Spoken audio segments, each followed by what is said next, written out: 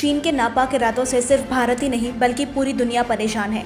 आज सुबह ही खुलासा हुआ है कि चीन भारत के करीब 10,000 लोगों की निगरानी कर रहा है, जिसमें देश के राष्ट्रपति से लेकर प्रधानमंत्री तक शामिल है। अब ऐसा ही एक खुलासा ब्रिटेन को लेकर भी हुआ है, जहां एक चीनी कंपनी ने ब्रिटेन के 40,000 लोगों की जासूसी की है। एक ब्रिटिश अखबार के मुताबिक एक चीनी कंपनी ने ब्रिटेन के करीब 40,000 लोगों का डेटाबेस तैयार किया है, जिसका इस्तेमाल चीनी सरकार अपनी इंटेलिजेंस सर्विस के लिए कर रही है।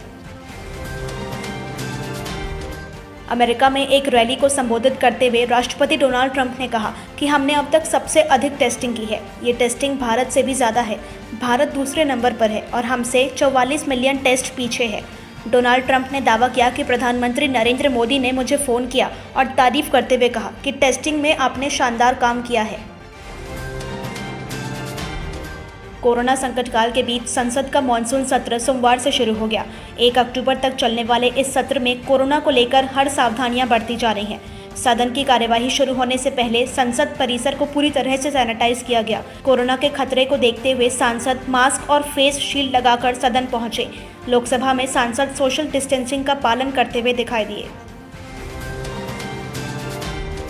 मॉनसून सत्र शुरू होने से पहले पीएम मोदी ने कहा कि संसद का सत्र विशेष वातावरण में हो रहा है। कोरोना भी है और कर्तव्य भी है। पीएम मोदी ने कहा कि सभी सांसदों ने कर्तव्य का रास्ता चुना है। सभी सांसदों को इस पहल के लिए बधाई देता हूं। बजट सत्र समय से पहले रोकना पड़ा था। पीएम ने कहा कि जब तक दवाई नहीं तब तक ढिलाई नहीं। दुनिया के किसी भी कोने से वैक्सीन आए तो लोगों को इस संकट से बाहर निकालने में कामयाबी मिलेगी। कोरोना संकट काल और लॉकडाउन के बीच प्रवासी मजदूरों पर काफी संकट आया था।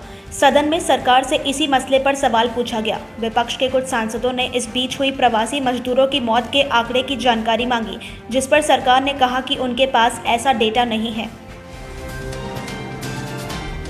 बॉलीवुड में ड्रग्स का मुद्दा भी लोकसभा में उठा। गोरखपुर से बीजेपी सांसद रवि किशन ने इस मुद्दे को उठाया। उन्होंने सरकार से कड़ी कार्रवाई करने की मांग की है और कहा कि इसकी जांच जरूरी है। बीजेपी सांसद ने कहा कि नशीले पदार्थों की तस्करी बढ़ रही है। देश के युवाओं को बर्बाद करने के लिए साजिश रची जा रही है। हमारे पड़ोसी देश इसके पीछे हैं। रवि किशन ने कहा कि पाकिस्तान और चीन से ड्रग्स की तस्करी हर साल की जाती है।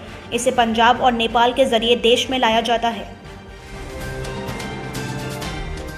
कोरोना संक्रमण की बिगड़ती स्थिति को देखते हुए राजस्थान सरकार ने सरकारी आदेश निकालकर राज्य से दूसरे प्रदेशों में ऑक्सीजन की सप्लाई पर रोक लगा दी है।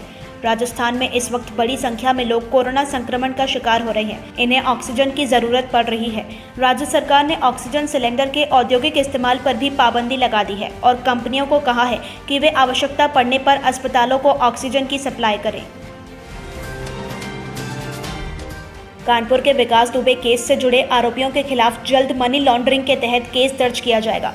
ईडी ने लखनऊ के जोनल कार्यालय को इसकी मंजूरी दे दी है। माना जा रहा है कि इसी सप्ताह केस दर्ज हो सकता है।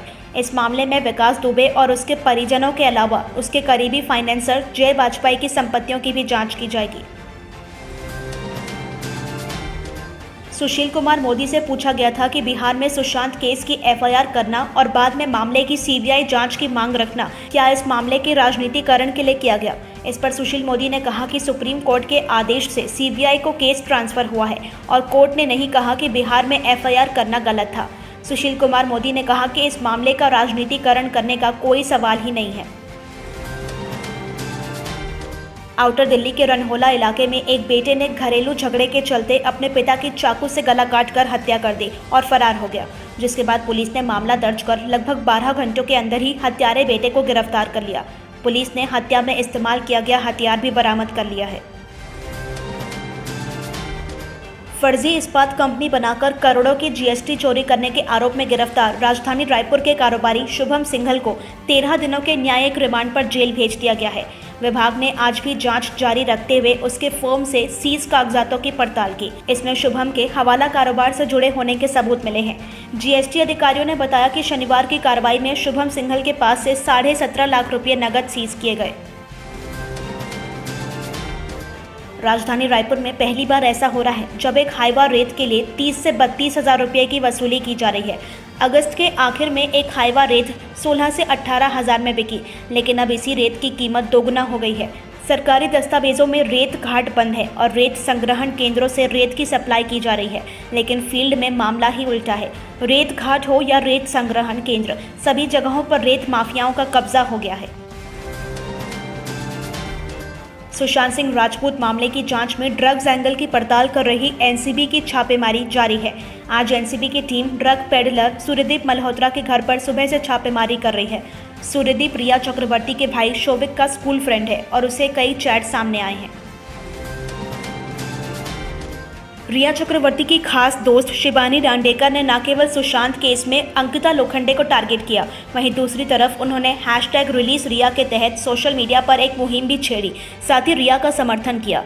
इसमें रिया की बहन अनुषा ने भी रिया का समर्थन किया, मगर सोशल मीडिया पर सुशांत के समर्थकों ने दोनों बहनों की खूब खिंचाई की, जिसके बाद दोनों को ट्वीट डिलीट करना पड़ा।